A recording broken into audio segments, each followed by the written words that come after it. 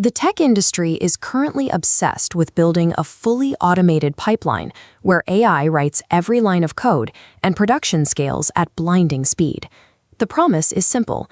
Agents write the software, humans stop reading it, and feature delivery accelerates exponentially. But the ground truth looks entirely different. Production systems aren't scaling, they are quietly fracturing. This chart from Faros AI tracks the fallout across AI-assisted teams.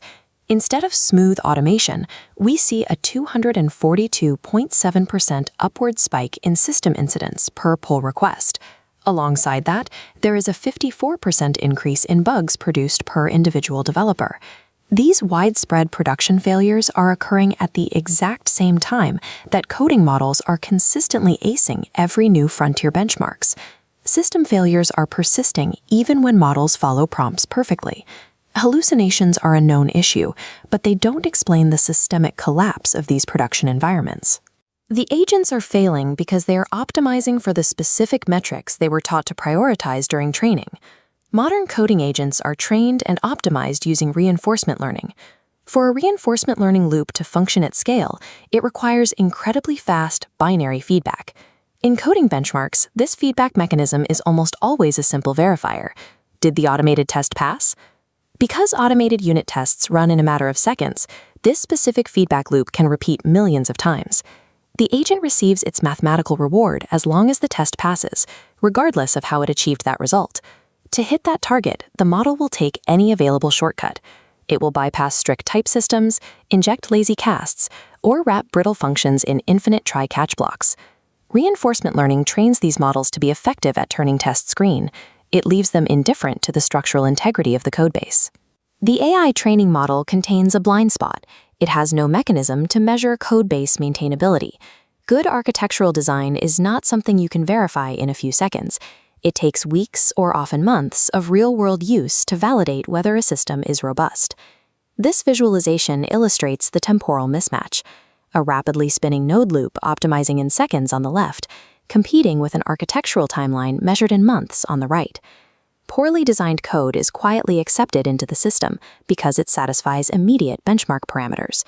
If a model possessed the ability to reliably judge good architecture from bad, it would have generated the good version in the first place. Throwing more automated review agents at the problem does not resolve this, because those secondary agents suffer from the exact same training blind spot. Without a fast mathematical oracle to measure long-term maintainability, full automation will always generate structural slop. When this reinforcement-optimized code is continually deployed into a complex legacy production environment, the system degrades. Software engineers call this shotgun surgery. A small, isolated change abruptly shatters multiple unrelated files across the entire system. The human toll of untangling this architecture is heavy. According to Faros AI, peer review comments on AI-assisted pull requests have surged by 2020. The team at HumanLayer admitted that attempting a fully automated lights-off factory directly resulted in severe system outages and multiple codebase rewrites. Spending more money and compute on the same flawed loop, a strategy often called token maxing, cannot fix a foundational breakdown in the architecture. Because harness engineering cannot solve this, human intervention must move to a different stage. To safely use AI, engineering teams are abandoning full automation for a framework called front-loading alignment. The core philosophy requires human alignment to be completely locked in before the AI is allowed to write a single line of code. Phase 1 is product review. This shifts initial planning away from technical specs, anchoring it entirely on measurable user outcomes. This phase demands visual mock-ups to definitively align intent. A rough interface sketch bypasses verbose AI misunderstandings immediately. Phase 2 is system architecture. Here, human engineers define exactly how broad system components will interact. This requires a precise mapping process. You chart the exact connections from internal services to the API endpoints down to the databases.